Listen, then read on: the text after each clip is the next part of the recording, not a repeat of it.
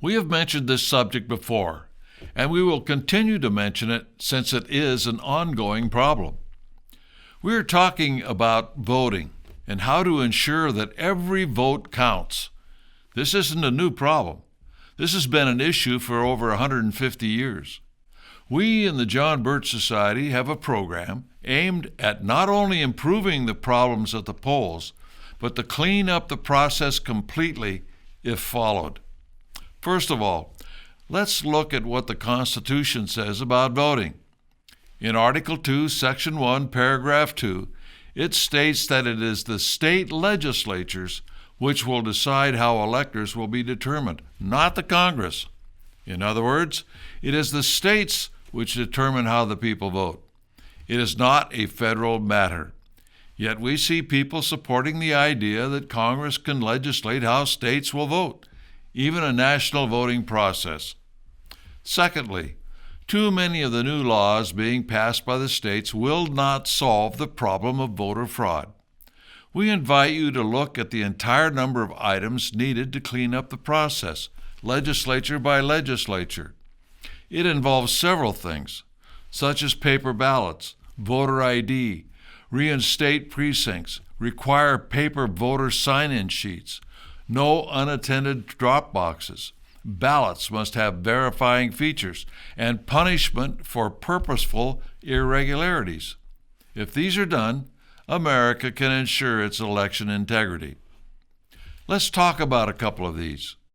If people use paper ballots that have verifying features, you can always recount the vote to verify if there were any problems. With ballots that have verifying features, you can tell if the ballots are real, such as watermarks. Reinstating precincts means that the voting process will move closer to the neighborhoods, with local people in charge.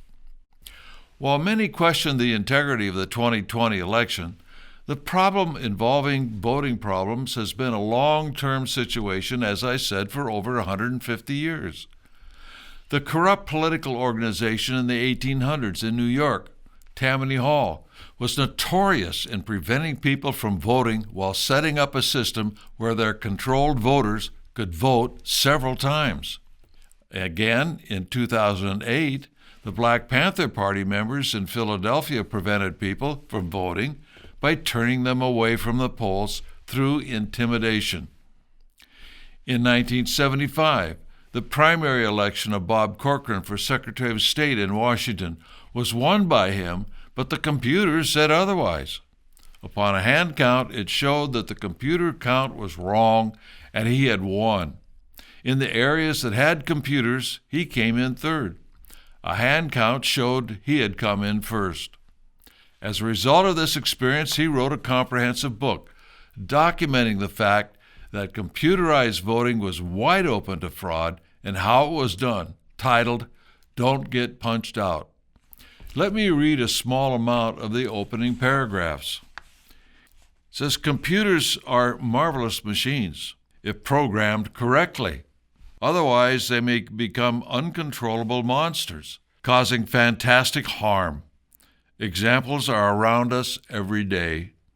People continually get overbilled or misbilled for items they did or did not purchase."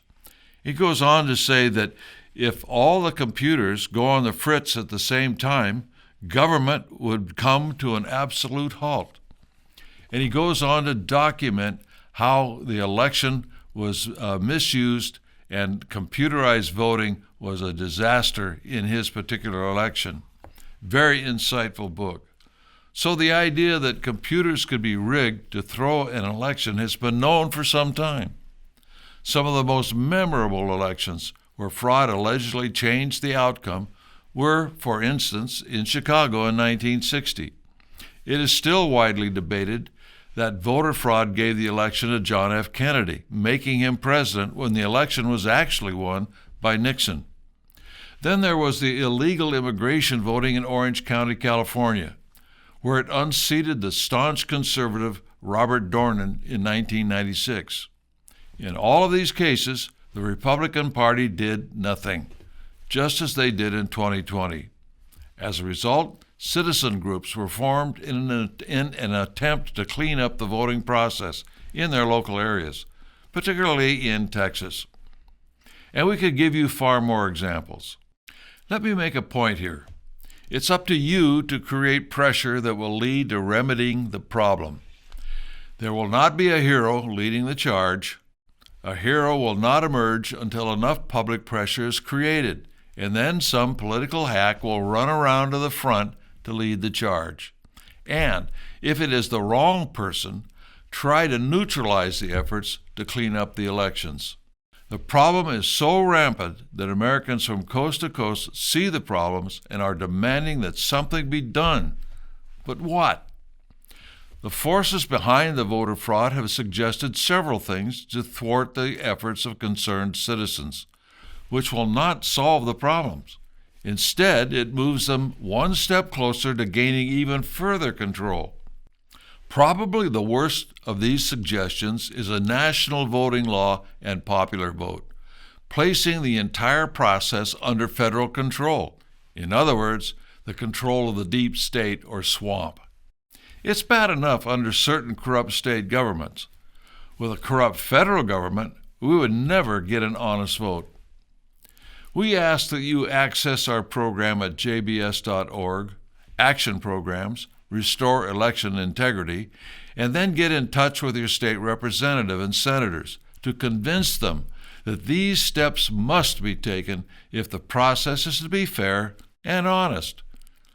Then order our materials at Shop JBS that explain the problems and their solutions to hand out to other people so that they are made not only aware of the problem, but join with you in the solution. The best pieces to use are the Slim Jim 9 Ways to Restore America's Election for the People You Will Contact. For use with the legislators, get a copy of Restoring Election Integrity, the reprint, and especially the booklet, Restore Election Integrity, It's Time to Get Your Vote Back. It will take you badgering the legislators until they agree to work in your legislature to introduce bills that include these provisions.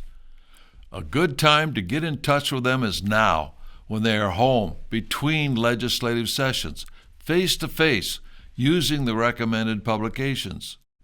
If we do not restore election integrity, our republic is lost. It is that important.